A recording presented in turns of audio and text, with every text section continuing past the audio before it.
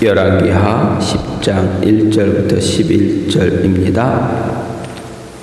아합의 아들 70명이 사마리아에 있는지라 예후가 편지들을 써서 사마리아에 보내서 이스라엘 귀족들 곧 장로들과 아합의 여러 아들을 교육하는 자들에게 전하니 일렀으되 너희 주의 아들들이 너희와 함께 있고 또 병거와 말과 견고한 성과 무기가 너희에게 있으니 이 편지가 너희에게 이르거든 너희 주의 아들들 중에서 가장 어질고 정직한 자를 택하여 그의 아버지의 왕자에 두고 너희 주의 집을 위하여 싸우라 하였더라.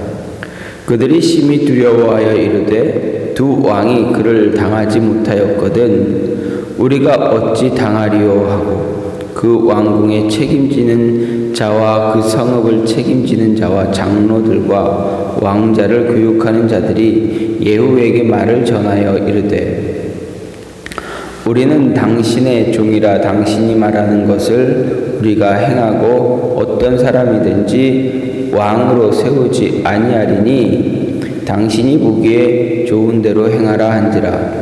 예후가 다시 그들에게 편지를 붙이니 일렀으되 만일 너희가 내 편이 되어 내 말을 너희가 들으려거든 너희 주의 아들 된 사람들의 머리를 가지고 내일 이맘때에 이스라엘에 이르러 내게 나아오라 하였더라. 왕자 70명의 그 성읍의 귀족들 곧 그들을 양육하는 자들과 함께 있는 중에 편지가 그들에게 이르매 그들이 왕자 70명을 붙잡아 죽이고 그들의 머리를 광주리에 담아 이스라엘 예후에게로 보내니라. 사자가 와서 예후에게 전하여 이르되 그 무리가 왕자들의 머리를 가지고 왔나이다. 이르되 두 무더기로 쌓아 내일 아침까지 문 어귀에 두라 하고 이튿날 아침에 그가 나가 서서 뭇 백성에게 이르되 너희는 의롭도다. 나는 내 주를 배반하여 죽였거니와 이 여러 사람을 죽인 자는 누구냐? 그런즉 이제 너희는 알라. 곧 여호와께서 아합의 집에 대하여 하신 말씀 하나도 땅에 떨어지지 아니하리라. 여호와께서 그의 종 엘리야를 통하여 하신 말씀을 이제 속 이루셨도다 하니라. 예후가 아합의 집에 속한 이스라엘에 남아있는 자를 다 죽이고 또 그의 귀족들과 신뢰받는 자들과 제사장들을 죽이되 그에게 속한 자를 하나도 생존자를 남기지 아니하였더라. 아멘. 오늘 말씀 열왕기하 10장 1절부터 11절입니다. 오늘 말씀은 예후가 아합의 아내 이세벨을 이제 죽이고 엘리야의 예언이 성취된 사실에 이어 예후가 사마리아 방백들의 손을 빌어서 아합의 아들 70명을 참수하는 이스라엘에 남아있던 아합 왕조에 속한 자들과 아합 왕조의 협력자들 완전히 이제 다 죽이는 그러한 일을 이야기하고 있습니다. 보게 되면 1절부터 7절 말씀은 예후가 사마리아에 머물러 있던 아합의 아들 70명을 사마리아 방백들과 그들을 교육을 담당하는 자들의 손에 의해서 이제 그들의 손을 빌어서 죽이는 그러한 사실, 그러한 사건입니다. 8절부터 10절은 예후가 백성들을 향해서 아합 가문을 멸망시키고 일찍이 하나님께서 엘리야를 통해서 하신 예언 그 예언이 이루어진 결과다라고 선포합니다. 그리고 이 반역이 자신이 아합 왕을 반역한 이 일이 정당하다라고 이야기합니다. 하나님께서 이미 계획하셨고 예언하셨고 계획하시고 그 계획이 이루어진 것이다라는 것을 이야기하고 있습니다. 11절 마지막 11절은 예후가 이스라엘에 남아있던 아합 왕조의 사람들 그리고 아합 왕조의 측근들을 남김없이 제거했다라는 이야기를 하고 있습니다. 여기서 예후가 아합의 자손 70명 그리고 아합 왕조의 측근들 그들을 단 한 사람도 남김없이 제거한 그것은 개인적으로 볼 때는 이제 혹시라도 있을 반란, 반역, 옛 왕조의 남은 자들을 통해서 다시 반란, 반역하려고 하는 그러한 반역할 수 있기 때문에 그러한 어떠한 사전적인 요소를 다 제거하기 위한 것입니다. 어떻게 보면 이 세상 어떤 사람이라도 역성혁명을 통해서 이제 혁명을 통해서 정권을 잡게 되면 어떻게 됩니까? 이전 왕조와 관련된 사람은 다 제거합니다. 왕이 바뀌게 되면 그저 역성혁명뿐만 아니라 그저 왕이 바뀌게 되기만 하더라도 그 전에 있던 그 이전의 왕을 따르던 관료들을 어떻게 합니까? 다 내치게 됩니다. 그리고 자신의 뜻에 맞는 자신을 따르는 사람들을 이제 새롭게 관리로 임명하게 됩니다. 이런 모습은 예전이나 지금이나 마찬가지로 동일합니다. 요즘 들어 우리나라 역시도 대통령이 바뀌면 어떻게 됩니까? 관리들이 총리나 또 다른 관리들이 다 바뀌게 됩니다. 왜냐하면 대통령의 마음과 맞는 사람들, 대통령을 잘 알고 보좌할 수 있는 사람들, 그런 사람들로 이제 그런 사람들이 주변에 함께 있어야 어떠한 일을 진행할 수 있고 대통령을 보호할 수도 있고 보좌할 수 있기 때문에 그렇습니다. 그렇기 때문에 매 대통령이 바뀌는 그때마다 이제 총리나 그 대통령실에 가서 함께 일하는 사람들이 계속 바뀌는 것입니다. 그럼에도 이런 사실에도 보게 되면 이렇게 한 대통령이 바뀌기만 할 때도 이렇게 관리들이 바뀌는데 만약에 혁명을 통해서 바뀌었다면 어떻게 되겠습니까? 그것은 더 이상 말할 나이가 없습니다. 말할 이유가 없습니다. 당연히 바뀌어지는 것입니다. 예후도 자신의 이런 개인적인 이유로 아합감을 완전히 멸망시킨 것입니다. 어떠한 씨앗을 남기지 않기 위해서 한 것입니다. 그런데 결국 이 아합 왕조를 무너뜨린 이유는 없앤 이유는 예후가 말한 것처럼 하나님께서 엘리야를 통해서 예언하신 그 예언의 성취다라는 것입니다. 이미 예후가 무언가를 계획하고 하기 이전에 하나님께서 이미 다 예언하셨던 것이고 이제 와서 지금 이 시기에 그 일을 이루어 가고 계신다라는 것입니다. 이런 모습을 보면서 우리의 모든 일들을 우리 모든 일을 우리의 생각과 계획에 따라 행동하지만 그 배후에는 언제나 하나님의 섭리가 하나님의 일하심이 있다라는 것을 오늘 말씀을 통해서 우리에게 다시 한번 가르쳐 주고 있습니다. 한편 예후가 아합의 자손들을 죽인 방법을 보면 마치 전날 이세벨이 나봇을 죽일 때 동원한 방법과 유사한 것을 볼 수가 있습니다. 즉 이세벨이 이스라엘의 장로들과 귀인들에게 귀족들에게 편지를 써서 나봇을 죽이도록 한 것처럼 예후 역시 사마리아의 방백들에게 편지를 써서 아합의 자손들을 제거하고 있는 것을 보게 됩니다. 이런 사실은 악인들은 그 행한 대로 이제 보응을 받는다는 성경의 교훈을 성경의 교훈을 그대로 잘 보여주는 그러한 좋은 예다라고 볼 수가 있습니다. 어쨌든 예후가 아합의 자손들 모두 멸망시키는, 모두 없애는, 제거하는 그러한 모습을 보면서 오늘 우리가 이 말씀을 우리가 생각할 수 있는 것은, 우리가 어떤 일을 행할 때, 계획을 가지고 행할 때 우리는 어떤 상황이든 늘 담대하고 당당할 수 있는, 당당하고 담대할 수 있는 모습을 가져야 한다라는 것입니다. 누구를 상대하던 어떤 일이 있던, 어떤 상황이든 상관없이, 관계없이 우리는 언제나 당당해야 됩니다. 그리고 담대해야 한다라는 이야기입니다.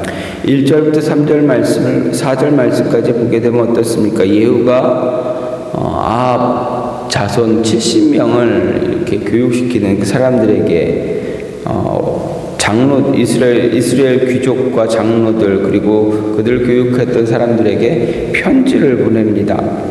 예후가 편지를 써서 사마리아에 보냅니다. 그리고 그 편지에 이렇게 썼습니다. 너희 주의 아들들이 너희와 함께 있고, 너희 주는 누구입니까? 누구를 말합니까? 아합을 이야기합니다. 요람을 이야기합니다. 그들이 너희와 함께 있고 또 너희에게 병거와 말도 있다. 견고한 성도 너희가 있다. 무기도 너희에게 있다. 이 편지가 너희에게 이르거든 너희가 데리고 있는 그 아들들 중에서 가장 어진 자, 정직한 자 한 사람 택해서 왕을 삼아라. 그리고 나와 대적하라. 나와 싸우자. 이렇게 이야기합니다.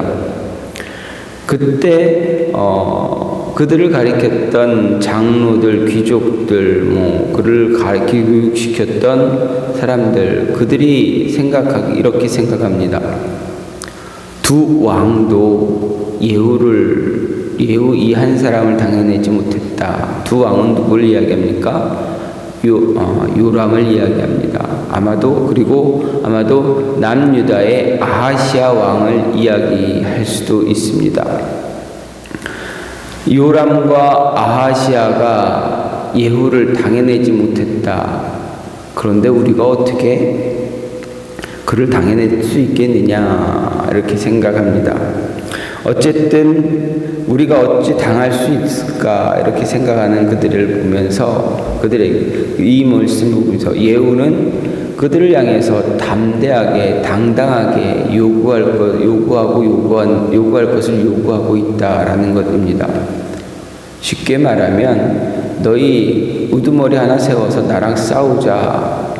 너희가 이기면 너희가 왕조를 이어갈 것이고, 내가 이기면 너희 이렇게 될 것이, 내가 이끌어갈 것이다. 이렇게 당당하게 어떤 싸움을 거는 모습을 하는, 그런 모습을 보여주고 있다라는 것입니다. 이 말씀을 통해서 우리는 언제든 어느 때든 우리 상황에 우리 상황이 우리에게 좋을 때도 있고 나쁠 때도 있지만, 우리에게 주어지는 모든 상황 속에서 우리는 항상 당당할 수 있어야 한다라는 것입니다. 담대할 수 있어야 한다라는 이야기입니다. 상황만 보고, 여건만 보고 무서워서 벌벌 떠는 그러한 모습이 아니라, 상황이 불리할지라도 어려울지라도 그 환경에서 억눌려서 환경 때문에 환경 핑계대고 도망가려고 하는 그런 모습이 아니라, 당당하게 그리고 담대하게 주어진 환경을 이겨낼 수 있는 그런 모습이 필요하다라는 것입니다. 우리가 사회에서 살아가면서, 생활하면서 내가 원하는 환경만 존재하지 않습니다. 내가 감당할 수 없는 그러한 힘든 어려운 상황들이 존재할 때가 많습니다. 그러면 어떻게 해야 됩니까? 그때마다 우리는 어떻게 해야 됩니까? 비굴하게 상황에 머리 숙이고 이렇게 어떻게든 이거를 피해 보려고 하는 그런 모습을 갖는 것이 아니라, 당당하게 담대하게 맞서 싸워서 이겨낼 수 있는 그런 모습이 필요하다라는 것입니다. 물론 그 상황을 비굴하게 아니 꼭 피할 수도 있겠지만 그것은 어쩌다 한두 번이다라고 할 수가 있겠습니다. 한번 피하게 되면 어떻게 됩니까? 또 그 상황이 또다시 이어지게 됩니다. 또 이어지고 또 이어지게 됩니다. 그러면 어떻게 됩니까? 계속 그런 상황이 반복이 될 뿐입니다. 그럼 어떻게 해야 됩니까? 그 상황과 맞서 싸울 수 있는 모습이 있어야 됩니다. 처음에는 어렵습니다. 힘이 들 수도 있습니다. 그러나 당당하게, 담대하게 맞서 싸운다면 그곳에서 그 어려운 상황을 이겨낼 수가 있습니다. 예후는 그 상황을 당당하게 그리고 담대하게 맞서 싸웁니다. 그랬더니 어떻게 됩니까? 그와 그의 대적들은 아합의 자손들을 아합의 자손들과 함께 있던 장로들, 귀족들은 어떻게 얘기합니까? 예후에게 그냥 항복하자라는 이야기가 나오고 있는 것입니다. 또한 오늘 말씀을 통해서 생각할 수 있는 것은 그때 이러한 환경이 주어졌을 때 당당하게 담대하게 나아가야 되고 또한 그때 맞는 사리 분별이 잘 이루어져야 된다. 즉 바른 판단을 내릴 줄 알아야 한다라는 것입니다. 이 아합의 자손들 70명을 데리고 있던 귀족들, 장로들, 사마리아 성읍에 있던 자들, 그들은 어떻게 합니까? 자신들이 할 수 있는 판단이, 자신들이 할 수 있는 것, 지금 할 수 있는 것이 무엇인가 생각을 합니다. 어떻게 보면 자신들이 섬기던 왕, 그의 자손들, 그렇다면 그의 자손들을 위해서 목숨을 내놓고 맞서 싸워야 하는 것이 당연한 신하의 도리일 수 있습니다. 하지만 지금 상황에 보면 하나님께 모든 일을 하나님이 이루어 가시는 것을 그들은 알게 됩니다.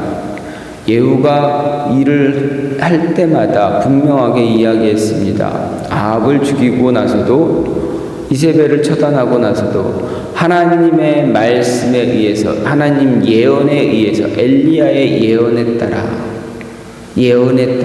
말씀에 따라 그가 움직이고 있다 이야기합니다. 하나님의 말씀에 의지해서 말씀에 따라 내가 이렇게 움직이고 있는 것이다 라고 합니다. 그렇다면 이스라엘 백성들에게는 이 모습이 예후의 이 단 한마디가 엄청난 영향을 주고 있다라는 것입니다. 왜 그렇습니까? 말씀에 따라, 하나님의 말씀에 따라, 그들의 내면에는 지금 우상을 섬기고 있지만, 우상을 섬기며 하나님을 버린 그런 상황이 되어 있기도 하지만, 그들의 내면에는 하나님이라는 존재가 아주 완전히 지워진 것은 아닙니다. 하나님을 믿었던 그 신앙이 완전히 지워지고 없어진 것은 아닙니다. 아직도 하나님을 믿고 하나님의 선지자들이 아직도 존재하고 있기 때문에 하나님의 말씀의 예언에 따라 이렇게 되고 있다면 그들은 두려워할 수밖에 없습니다. 왜 그렇습니까? 하나님은 이스라엘 백성들에게 두려운 존재이고 그들을 구원했던 존재이기 때문에 그들은 그렇게 기억하고 있기 때문입니다. 기억하는 자가 분명 있습니다. 그렇다면 어떻게 됩니까? 말씀에 의해서 이러한 모습이 이루어지고 있다면 생각해야 합니다. 정말 말씀에 의해서인가? 정말 그때 일리야가 한 그 예언이 그대로 이루어지고 있는가? 그렇다면 우리가 사리분별 바른 판단 내려야 된다라는 그것을 가져야만 합니다. 그런 생각이 있어야만 합니다. 그 생각에 따라서 이 귀족들, 사마리아 성에 있던 귀족들과 장로들, 또 아합의 자손들을 가리켰던 사람들, 사마리아 성에 있던 사람들, 그 모든 사람들이 바른 판단을 내리려고 한 것입니다. 그래서 어떻게 합니까? 당신이 보기에 좋은 대로 하라. 당신의 뜻에 따르겠다 이야기합니다. 싸워서 자신들의 어떤 기득권을 유지하려고 노력할 그런 기회를 볼 수도 있었겠지만 정작 그들이 생각한 것은 그래봐야 자신들에게 도움이 되는 것은 아무것도 없다라는 것을 판단했던 것입니다. 어떻게 보면 자신의 어떤 개인의 자기 자신들의 어떤 목숨을 유지하기 위해서 그런 모습을 가졌다라고 볼 수도 있겠지만 예후가 하는 그 말 예언에 따라 나는 이렇게 행했다라는 그 말씀을 그 이야기를 들은 이들은 바른 판단을 내렸다라고 볼 수가 있는 것입니다. 마지막으로 모든 일의 시작과 마침에는 언제나 하나님의 뜻이 있었다. 하나님의 계획이었다라는 것을 인정할 줄 아는 자가 되어야 합니다. 어떤 일을 어떤 상황에 닥치게 되면 당당하고 담대해야 되겠지만 또 바른 판단을 내릴 수 있어야 되겠지만 이 모든 일들이 하나님의 섭리에 의해서다. 하나님께서 이끌어가고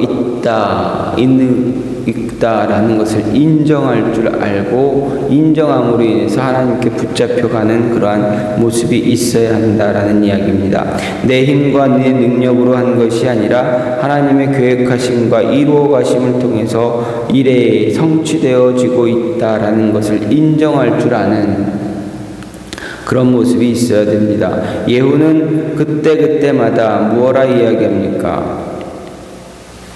모든 것이 하나님의 예언대로 엘리야의 예언대로 되어지고 있다. 하나님의 섭리를 인정하고 있다. 하나님이 일하시고 있음을 인정하고 있다라고 있는 것을 볼 수가 있습니다. 따라서 우리는 우리에게 맡겨진 일들을 할 때, 우리의 삶을 살아갈 때 하나님이 나와 함께 하시고 모든 일을 하나님이 주관하고 있다라는 것을 인정하고 지금 주어진 환경이 나에게 지금 어렵고 힘든 그러한 모습이 있을지라도 바른 판단을 내림으로 인해서 하나님의 뜻을 하나님의 인도하심을 바라볼 수 있는 그런 모습이 있어야 될 것입니다. 저와 여러분에게 그런 모습이 분명히 필요하다라는 것. 우리 힘들고 어렵고 이해할 수는 없을지라도 하나님이 하시고자 하는 일이 무엇인가, 말씀하시고자 하는 것이 무엇인가, 무엇을 얘기하셨는가, 하나님이 이전에 우리에게 말씀하신 것이 무엇인가 기억하고 그 말씀에 따라갈 수 있는 모습이 필요하다라는 것입니다. 오늘 말씀을 통해서 이러한 모습을 우리가 늘 갖고 하나님을 따라 나갈 수 있는 말씀에 의지해 나갈 수 있는 그런 모습이 있기를 간절히 소망합니다. 이 시간 같이 기도하기를 원합니다.